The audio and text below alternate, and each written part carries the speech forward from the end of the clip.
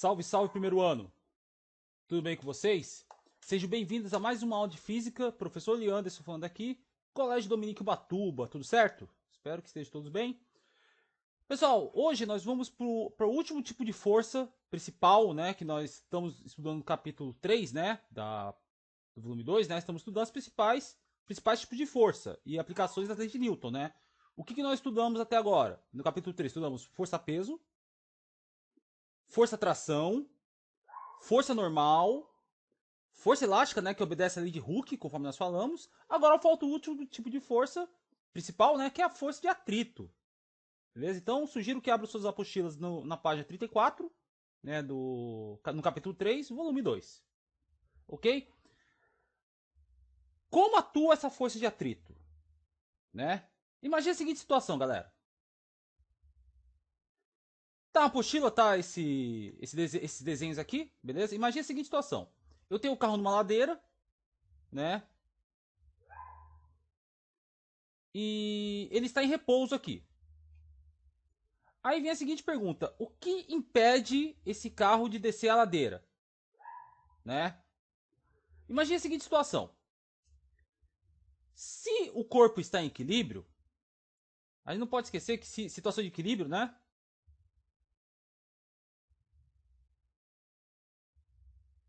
A força resultante, ou seja, a soma de todas as forças que atuam sobre um corpo, tem que ser igual a quanto? A zero. Tanto na vertical quanto na horizontal. Né? Então, se a gente for fazer um diagrama de corpo livre, ou seja, um diagrama no qual simboliza todas as forças que atuam sobre o carro, o que nós vamos pensar, né? Na vertical, o carro está em contato com a superfície, tá? Tratando o carro como um ponto material, né? Não vou levar em consideração cada roda do carro, vou supor que seja uma coisa só, né? Então nós temos força-peso atuando sobre o corpo, né? Força-peso. Nós temos a força normal, né? Perpendicular à superfície de contato, no caso o chão. Então aqui nós temos a força normal. Bem, acho que não ficou legal, acho que essa cor não ficou boa. Pera aí. Vou mudar de cor aqui para que vocês possam enxergar melhor. Vamos ver se isso aqui ficou legal. Ah, esse aqui ficou melhor. Então aqui nós temos a força normal, ok? Só que essa força-peso aqui, galera, como ela está, conforme nós vimos em rampas, né, em planos inclinados, essa força-peso pode ser decomposta em duas forças, que é a força componente normal da força-peso, que é o P, a gente chama de PY, né? E nós temos o PX, né, que é a componente tangencial, né, paralela à superfície de contato, PX, tá? Bem, na vertical,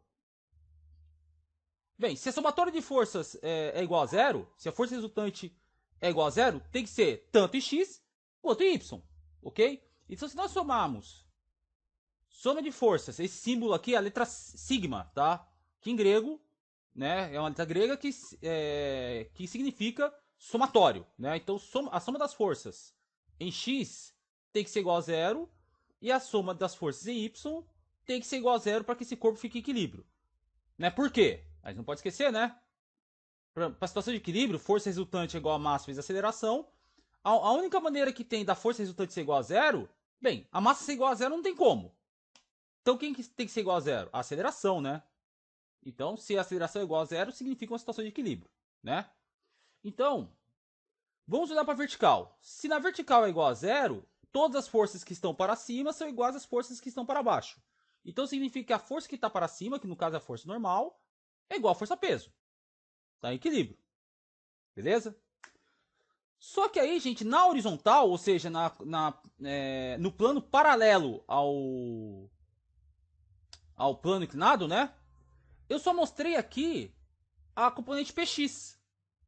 Então tem que ter alguma força no sentido contrário que segure, né? Que se equilibre com a PX e deixe esse carro parado. Essa força é a força de atrito. Que tá faltando, que seria pra cá, ó. A gente simboliza por FAT, né? Força de atrito, né? Então, na componente Fx igual a zero, então aí eu teria que a força F é exatamente igual à força de atrito. Tá? Então, ou seja, a força de atrito, galera, ela aparece quando um corpo e uma superfície se deslizam, ou duas superfícies se deslizam uma na outra, né? E essa força de atrito, ela tem como intuito, né, resistir ao deslocamento do corpo. No caso aqui seria do carro, né? Então a força de atrito, ela segura o corpo em relação à superfície. Beleza? Aí vocês vão pensar assim, poxa professor, mas se a força de atrito é uma força que aparece como resistência ao deslocamento, é uma força que só atrapalha? Bem, não é bem por aí, né? Porque existem muitas situações no qual a força de atrito ajuda a gente. Bem, eu peguei 3 exemplos aqui, que inclusive estão na apostila, né? Que, imagine a seguinte situação, nós estamos numa superfície no chão, né? Uma superfície, sei lá, terra ou asfalto, tanto faz, né? Aí a pessoa vai tentar andar. Como funciona a mecânica, né, da gente andar, né? Nós com o pé, nós empurramos, né? Empurramos o chão para trás, né? E o chão aplica uma força sobre o pé da gente, empurrando para frente. Terceira lei de Newton, né? Ação e reação.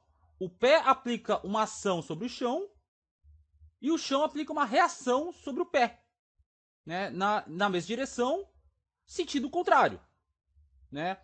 E agora tente fazer isso numa superfície, sei lá, no chão encerado, ou então, por exemplo, em cima de uma superfície extremamente lisa como gelo, por exemplo.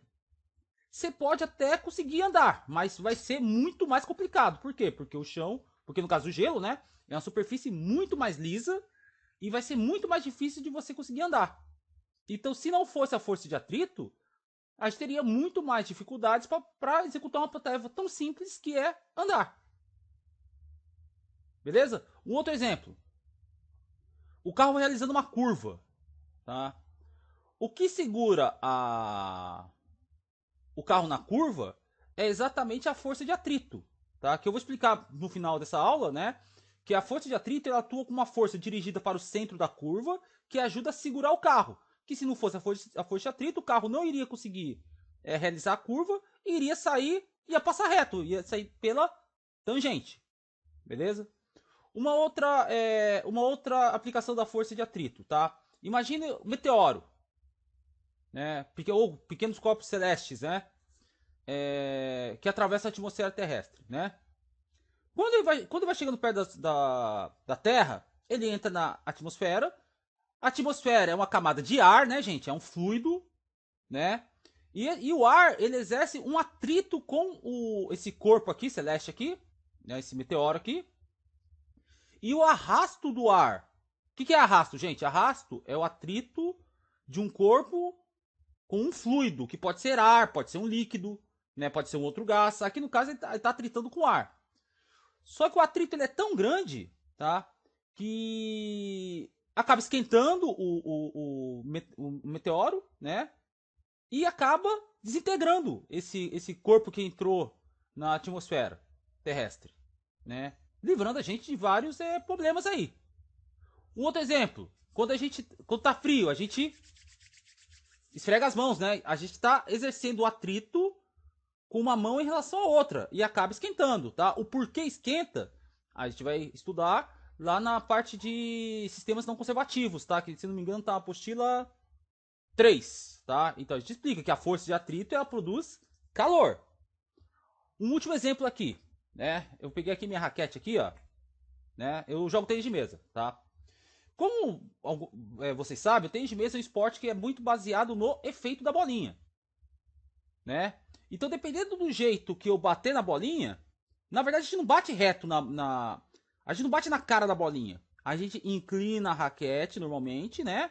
E acaba atritando a superfície da borracha com a bolinha, né? Esse atrito é o que produz o efeito da bolinha. Até mesmo na hora do saque, né? Que a gente normalmente ele pega a gente inclina a raquete, né? E acaba pegando por baixo da bola. Dependendo do jeito que eu bater na bolinha, que eu atritar, né, a bolinha com a raquete, acaba produzindo um efeito diferente. Se não fosse a força de atrito, basicamente não teríamos efeito no tênis de mesa. Então, a gente tem a ideia, a força de atrito só atrapalha? Não, tem muitas situações que elas ajudam, que a força de atrito ajuda. Beleza, gente? Então, só para desmistificar, né, o fato de que a força de atrito só serve para atrapalhar. Não, gente. Tem muitas situações que eu acabei de falar que também são bastante benéficas para nós. Beleza? Agora, como a gente determina a força de atrito? Né? Como a gente calcula a força de atrito? A gente tem que levar em consideração duas situações, tá? A força de atrito ela age de uma forma quando o objeto está em movimento e ela age de uma outra forma quando o objeto está parado, tá? Então, imagine a seguinte situação: nós temos o corpo que está em movimento, né? E nós temos a força de atrito atuando contra o movimento, né? É uma força de resistência, né? É uma força que acaba botando uma certa dificuldade no movimento, né? Aqui, nessa primeira imagem aqui, foi dado o zoom aqui no plano de contato aqui entre o corpo, essa caixa, e o chão. Por mais lisa que você ache que é uma superfície, assim, vendo a olho nu, quando você for lá no âmbito microscópico, vai haver rugosidades entre uma superfície, entre o corpo e a superfície, tá? E essas imperfeições, essas rugosidades, acabam gerando a força de atrito. Tá? Então, só para deixar bem claro. Beleza? Então, para você poder pensar na força de atrito, você tem que pensar em imperfeições da superfície onde o corpo está se deslizando, né? E o corpo. Mas o que depende da força de atrito para poder calcular? Imagine a seguinte situação. Agora, vamos supor, eu tenho uma caixa aqui. Né? A caixa sozinha, ela está a uma certa distância do chão. Né? É como se essas imperfeições aqui estivessem desencaixadas, vamos dizer assim, né? Aqui vamos supor que seja aqui seja o corpo e aqui seja o chão, né? Então você tem essas imperfeições que se encaixam, tá? Quando eu coloco uma outra caixa em cima, eu acabo comprimindo a caixa de baixo, né, em relação ao chão. Então essa distância entre o corpo e a superfície acaba diminuindo, né? Aqui a distância era maior quando era uma caixa só, ó, que é um Dzão, né? E quando eu coloco uma outra caixa em cima, essa distância em relação do corpo em relação ao chão diminui, né? Então, se está comprimindo e tem uma força de compressão, essa força é a força normal de compressão. Então, pessoal, a força de atrito, ela depende muito também da força normal de compressão. Beleza? Então, para eu calcular a força de atrito, quando o móvel está em movimento, ou seja, quando o móvel está em movimento, essa força de atrito é chamada de força de atrito cinética, tá? Cinético por quê? Cinético vem do grego, né? Cinema, que quer dizer movimento. Né? Então, a força de atrito, ela age ela é uma força que age quando o corpo está em movimento. E essa força de atrito cinética, ela é calculada por uma constante que é o μ, que é o coeficiente de atrito cinético, vezes a força normal de compressão. E nós lembramos, né, que para calcular o módulo da força normal, se o corpo está numa superfície horizontal, a força normal é exatamente igual a força peso, que é igual a m vezes g, tá? Quando a superfície está inclinada, tá? Aí tem que tomar um pouco de cuidado, né? Que você vai ter que decompor a força peso, né? Então a força normal aqui, ela vai ser igual a componente vertical da força peso, tá? Então a força normal aqui nesse caso seria m vezes g, tá? Vezes o cosseno do ângulo. Beleza? Então, o μ, a força de atrito, ela depende, né, da força normal que o corpo exerce sobre a superfície. Tudo bem? Aqui embaixo nós temos uma tabela, tá? Do μ, né? μ, que é essa letra grega aqui, né? Que é equivalente ao nosso m, né? Essa tabela aqui de baixo, ela mostra os valores do coeficiente de atrito, tá? Que depende do material e depende também se o material está seco ou está molhado. Porque, por exemplo, se a gente está dirigindo um carro, né? Eu sei que vocês não têm carta ainda, mas, por exemplo, eu dirijo, né? Então, eu dirijo de uma forma quando o asfalto está seco e eu tenho que dirigir de uma forma mais cautelosa quando o asfalto está molhado. Por quê? Porque vai ter menos aderência, vai ter menos atrito quando o asfalto estiver molhado. A tendência de eu derrapar e escapar da pista é muito maior, porque a força, o Mi, o valor de Mi, ele diminui. Se o valor de Mi ele diminui, o atrito entre as rodas, entre os pneus do meu carro e o solo, o atrito aí diminui. Então a tendência de eu escapar é muito grande. Beleza? Então aqui tem alguns valores do coeficiente de atrito, né? Ó, metal deslizando sobre metal. Aí tem o valor aqui, 0,1 a 0,45. Metal deslizando sobre madeira. 0,15 a 0,45. E assim por diante, tá? Então, o coeficiente de atrito depende muito do material, do acabamento do material também, se o material ele é mais rugoso ou mais liso, mais áspero ou mais liso, né? E depende também se as superfícies de contato estão molhadas ou secas. Tudo bem? Quanto mais, se estiver molhado, né, o valor do coeficiente de atrito ele diminui, tá? Então, quando o móvel ele está em movimento, a força de atrito que age sobre o corpo é a força de atrito cinética, tá? Agora tem um outro tipo de força de atrito que como é que funciona, tá? Vamos supor, isso está na apostila, tá? Essa fotografia na página 36, tá? Imagina a seguinte situação: o camarada aqui vai empurrar o guarda-roupa, tá?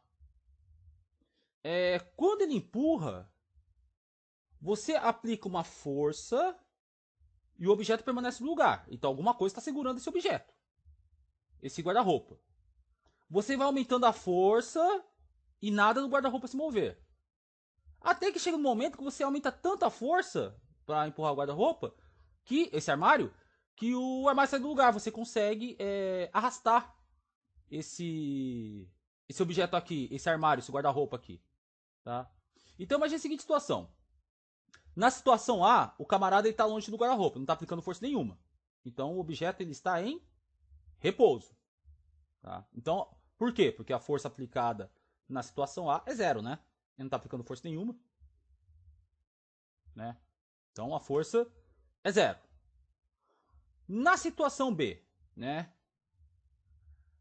Ele aplica uma força, né? Sei lá, para a direita, né? Aplica uma força F. Só que esse móvel aqui não se mexe, né? Se o móvel não se mexe, então a força resultante, né, é igual a zero, né? Porque a aceleração é igual a zero, né? Porque está em repouso. Logo, a força F menos tem uma outra força que está segurando aqui, ó. Né? Então, se o móvel está em repouso, todas as forças que estão para direita, são iguais às forças que estão para a esquerda, tá? Então, a força que está em preto tem que ser igual à força que está em vermelho, que no caso aqui é a força de atrito, tá? É igual a zero, então logo F é igual a força de atrito. Beleza? Na situação C, ele aumentou a força. Ele aumentou a intensidade da força. Então eu estou aplicando uma força maior. Estou aplicando uma força maior. Só que mesmo assim, o móvel não sai do lugar. Então por quê? Porque tem uma força de atrito segurando esse móvel, né?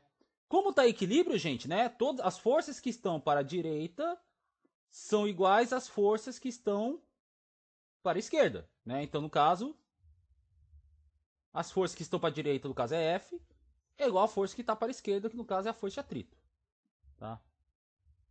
Só que aí, gente, eu vou aumentando mais ainda essa força. Quando eu aumento mais ainda essa força, vai ter um momento que o guarda-roupa, o armário aí, ele vai começar, ele tá na iminência de se movimentar. Quando ele está prestes a se movimentar, significa que atingiu um valor máximo. Então aqui, o meu F aqui, ele atingiu uma força de atrito máxima. Né? Então, esse meu F ele atingiu um valor máximo que se eu aplicar mais um pouquinho de força, ele começa a se mover. Então, essa força máxima, né, que que o móvel fica parado, né, na iminência de se movimentar, é a força de atrito estática. Força de atrito estática, tá? FATE, né?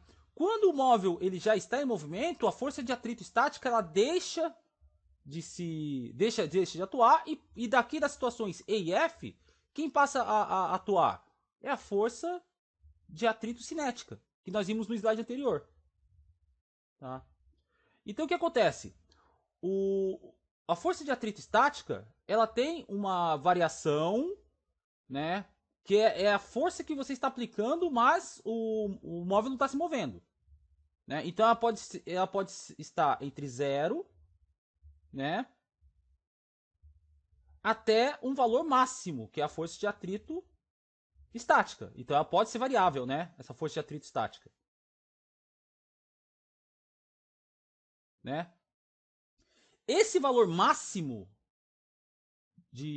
essa força de atrito estática, né? Esse valor máximo que eu posso aplicar de força sem que o corpo se mova, ela também é calculada. Força de atrito estática é calculado pelo coeficiente de atrito estático, né? Vezes a força normal. Né? Lembrando, né, que se eu aumentar a força normal, né, se o objeto for mais pesado e tudo mais, maior vai ser a dificuldade que eu vou ter para arrastar esse corpo. Então eu vou ter que aplicar uma força de atrito estática, vai ter uma força de atrito estática maior, né? Aonde esse mi estático é o coeficiente de atrito estático. Beleza? Aí se o F, se minha força aplicada for maior do que a força de atrito estática, quem passa a atuar é a força de atrito cinética, que você calcula pelo coeficiente coeficiente de atrito cinético vezes a força normal. Tá? Então aqui é o coeficiente de atrito cinético. Tranquilo? Então, o módulo da força de atrito, tá? O valor, a intensidade, se o móvel estiver parado, você usa mi estático, mi vezes a força normal.